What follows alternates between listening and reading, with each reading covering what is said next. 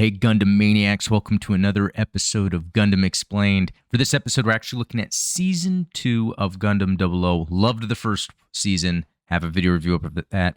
Second season, we're about to talk about it. But before we get started, if you haven't, please subscribe and check the links in the description. We have a Discord community that is amazing. We have Gunpla build contests going on and stuff like that. There's even a giveaway. So yeah, check all the links in the description. Bunch of stuff, Patreon, etc. But yeah, let's get started. So with Gundam 00, again, I did a review of the first season, and I liked it a lot. It was completely different than I thought. You know, I'm so used to UC, Universal Century. I dived into Wing. While that was enjoyable, it wasn't like a profound experience within the future of use of mobile suits, etc.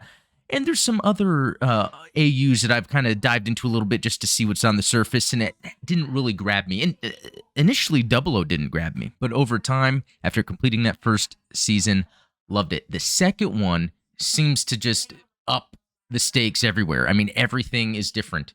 One of the main things I like about Season 2 is its focus on space combat. They seem to be doing a lot of stuff in space with ships. I love the ship aspect and the fleets of mobile suits. We're seeing a lot of that more than Season 1, and it's a lot of fun. Also, the story is done very well. It's amazing how many threads were brought up in the first season, and then by I would say almost all of the second season is about closing all those threads and really calling back to all these interesting tidbits that came up in the first one, especially when it comes to characters. Some specifically, like Saji and Luis, I'll talk about in a moment, but I mean, every character gets their time to shine. This is probably the best example I have seen, and someone out there, give me examples if you have others of anime, where they really are able to give each character their own unique arc and storyline, and it really all comes together at the end. You know, another thing I got from this is, the first season really did seem like Gundam Wing in a way, kind of the main premise of where there is conflict, this group of Gundams, so these Gundam guys, in this case Gundam Meisters in 00, come down to save the Earth, really to stop war is what their plan is. But what's really interesting about this Season 2 of 00 is how it almost, to me, seems like a Gundam Zeta. It's almost like with these AUs, they take a lot of tropes that people are familiar with in Gundam. And in the first season of Gundam 00 really did seem like Wing, taking a lot of tropes from there. But the second season seems so much like Zeta. I mean, when it comes to the relationships between characters, like the love interests as well, how that goes. And while there's this conflict between Earth and Celestial Being, you can say that is like Neo Zeon, I guess you could say. You have Catharon, which is like Ayug or Karaba from UC, where you have this kind of anti-Earth movement because you have the A-Laws. So the A-Laws or A-Laws, I think A-Laws is how they're pronounced. It's like the Titans, right? Where you have the Earth decided to give our group like unlimited resources to build out whatever weaponry is required to defend the Earth sphere. But really, they're taking matters into their own hands and kind of shaping the Earth sphere in their own way. And so you have a group from Earth, Catharon, that is against this Earth-based military force, allies. And then you have Celestial Being, who is now being targeted. And what's interesting about Celestial Being is this whole history of them. You have from the first season how they talk about the plan was put into motion for the past 200 years to have Gundams come down and help resolve conflict. And I guess there's parts of the plans that continue to unfold as we get into the second season. Now it's about destroying Celestial Being because they've done what they needed to do. The Earth kind of came together to form a group, although that group is the Titans of this AU. And so now Celestial Being is realizing, okay, we have to fight off these Titans. He says we are being targeted, but at the same time, we have this group that is willing to help out Catharon. It's very interesting how they put all that together. All right, and let's give a breakdown of Season 2 here. I like the wiki because it's short and concise, but hits on specific points. So 4 years have passed since the United Nations forces victory over Celestial Being. Humanity, having established the Earth Sphere Federation, forms an independent police force separate from and with authority over the ESF Army, known as the Autonomous Peacekeeping Force, or ALAWS. And I want to keep seeing A-Laws because there's an A in front of it, but when I hear them pronounce it, it's A-Laws. But again, that is Titans right there. That are the Titans. Given unfettered discretion, A-Laws is charged with the duties of further unifying the world's nations, enforcing the will of mankind, and disposing of resistance groups and terror cells as they see fit. Known to the general public, however, is that the A-Laws use their unchecked power as a means to oppress freedoms, doctrines, and ideologies through the use of inhumane tactics under the guises of unity and world peace.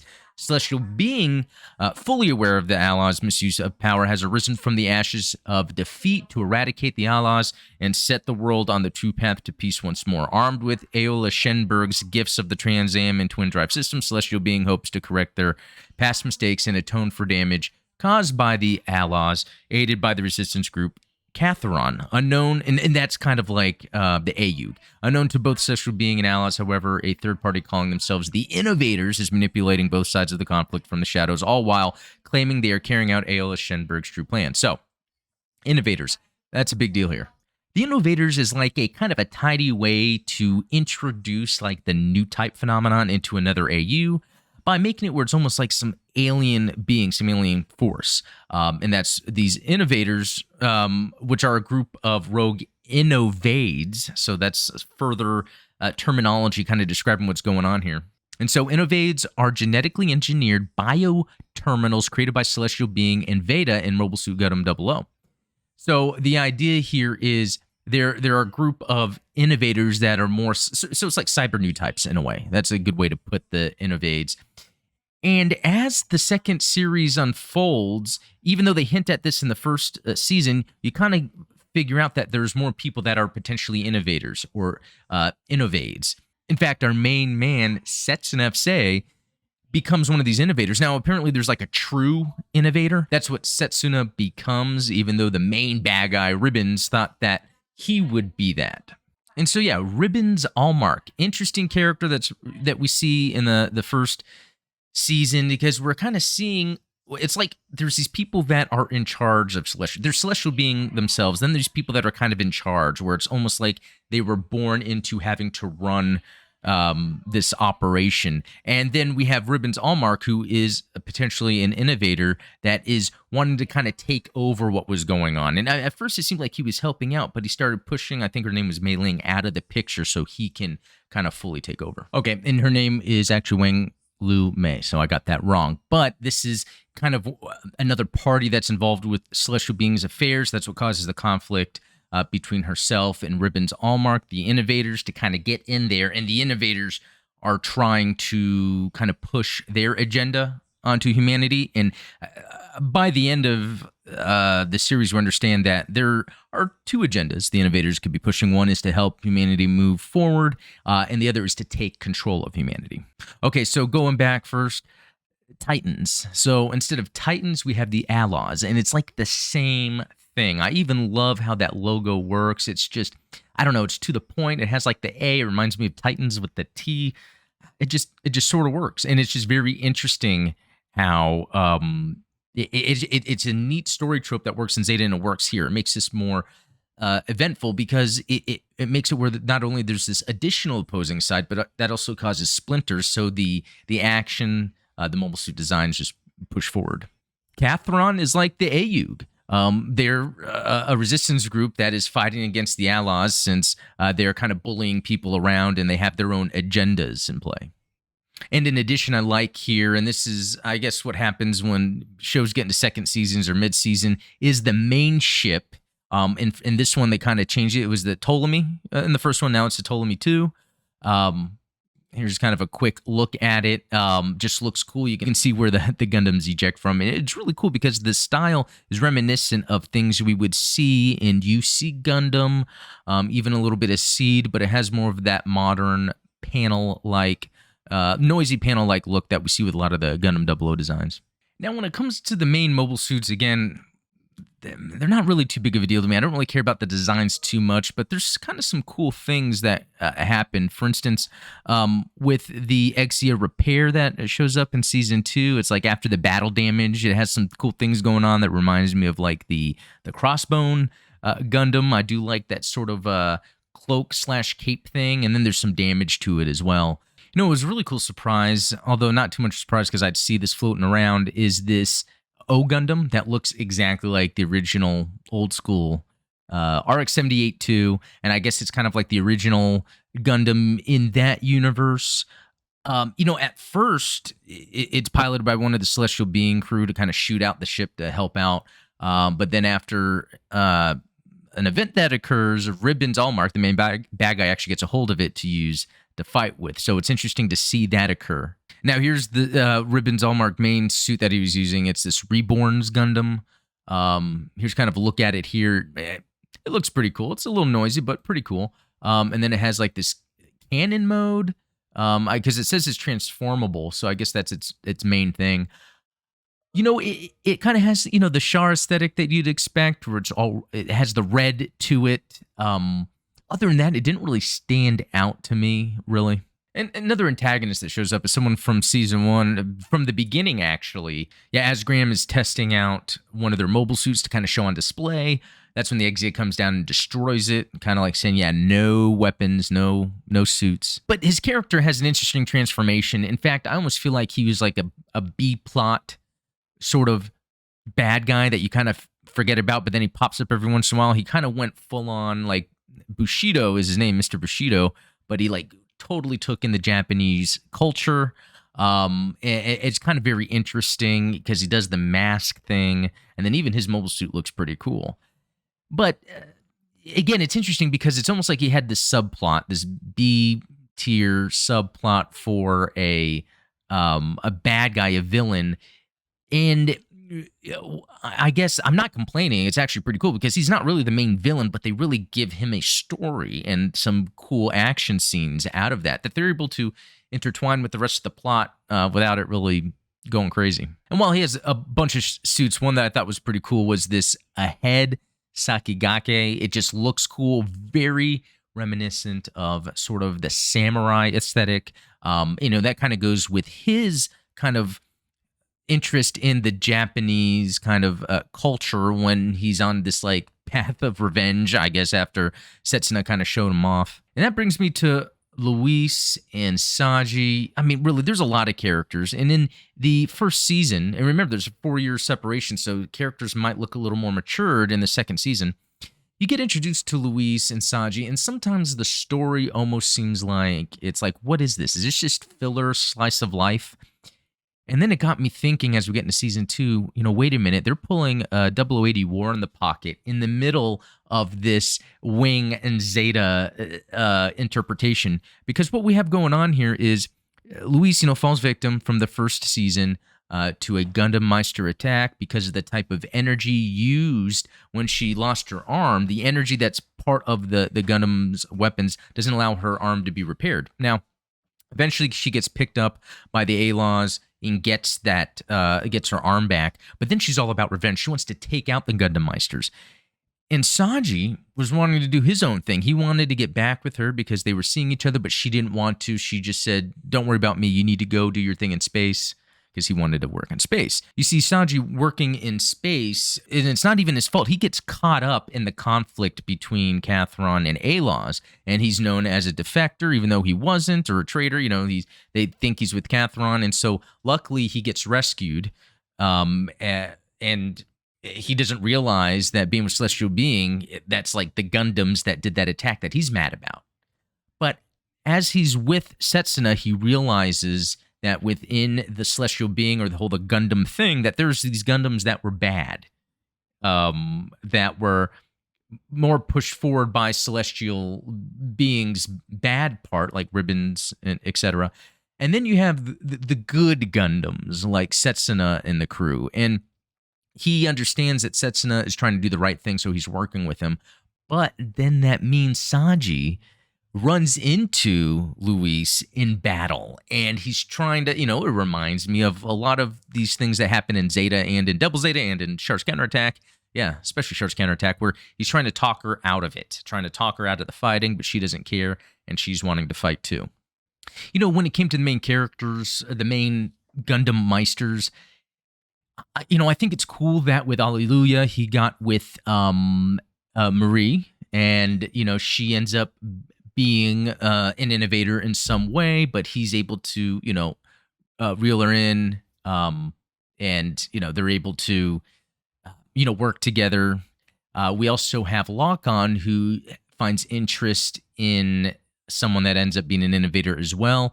But the thing about Lock-On, especially in season 2, is it's not really him, it's his brother. And while that's kind of cool that it's almost like you got the same character back, it's just kind of a weird story element that a main character dies, that's a Gundam Meister, that pilots a Gundam, and his brother, which looks and sounds and acts exactly like him, is now part of the group. And okay, that's a way to have it where like a main character died, and then okay, now we're at least getting the character back from season 2. But it was a little jarring. It didn't really bother me too much, but at the same time, it's kind of a weird story element. Maybe there's something I missed there. Maybe it was implying something else. I don't know. And Tieria, a great character too. Tieria being an innovator, even transcends to like be his essence, becoming one with Veda and being able to be all-knowing, almost like this godlike figure, but yet he's good. I really like his arc where he didn't really care about other people from the first season. And then when we get into season 2, it's all about doing what is right and going all the way, discovering a lot about himself in the process. So they did a really good job with that character arc. I don't want to forget that Sergei Smirnov, he took in Soma Pierce and was treating her like a daughter, even though, she was kind of being used to fight. And then once Alleluia, meet her, I guess kind of helps her really understand where she's from. They kind of unite. But then Sergei is kind of also trying to figure out what he needs to be doing because he's understanding where things are going wrong. And he even decides to kind of help out Celestial Being because he is not cool with what the Alon's doing. But then what's interesting about that is his son is involved, and his son even kills him. And I mean, just another crazy part of this where you have these characters that know each other, that they're in relationships, but due to conflict, due to these multiple factions and conflict, you have people in relationships that are fighting against each other. And, that's a lot to cover here, but it's just season 1 set all that stuff up, and season 2, like, closed up everything. And they did a really good job of it. And I think that just about does it for season 2 of 00. My thoughts on it, actually. Sometimes when it comes to Gundam, you got to watch it more than once to really soak everything in. And there was so much to soak in. I tried to soak in as much as I can. When I'm doing this video, like a reaction video, for instance, and I'm pulling up articles from Wiki, I'm trying not to dive in deep into things that I didn't pick up the first time. Just more making sure I'm getting names right, certain elements I want to discuss right. But I do think this is deserving of a deeper dive into the themes, to the technology, into the mobile suits. Maybe that will help me appreciate the mobile suits a lot more. I'll also say when it came to the openings and closings of season 2, they seemed a lot more epic. I mean, it really seemed like this was some big budget art house film compared to the first season, even though the first season was really good. But the second season really took the quality up a whole lot in making it very profound, classy, very artistic. Although I got to say, I wasn't really crazy about any of the opening or closings. I still think the first season nailed that. The second one, not as much, but I think it was going for a different tone. I also noticed some things like Mitsumaragi and some of the other girls that were piloting the Ptolemy. They kind of reduced that kind of cartoony anime nature that was really prevalent in the first season, but this one, it wasn't as much. In fact, the way Mitsumaragi was dressed, it was less focused on the appealing nature of the woman's human body to men. And so they kind of, in that way, also classed it up. Because I noticed, too, that the characters would have their own pilot uniforms that were really well done. It reminded me of the second half of Wing, where the characters get some pretty cool pilot uniforms that are matching. It's just difference with colors. We see that here in Gundam 00, and it's done really well. Anyway, I think that's it, at least for now. There was so much that went on with Gundam 00, even with just the 2 seasons, which really amounts to 1 season of some old school Mobile Suit Gundam show, there is a lot going on. I cannot wait to watch the movie. I'm really interested in the 00 movie to see what is further explored. With all the plot elements that were in the first and second season, I'm really curious what they'll expand on in the movie. So for any of you that have watched the second series or second season, please let me know what you think in the comments. Have any other major points that I didn't bring up that made that season interesting? Any favorite moments from season 2 of 00? So anyway, guys, thanks for watching. Please check the links in the description. The Discord is awesome. There's even a Patreon where we're doing movie nights. So anyway, thanks for watching, and we'll talk later.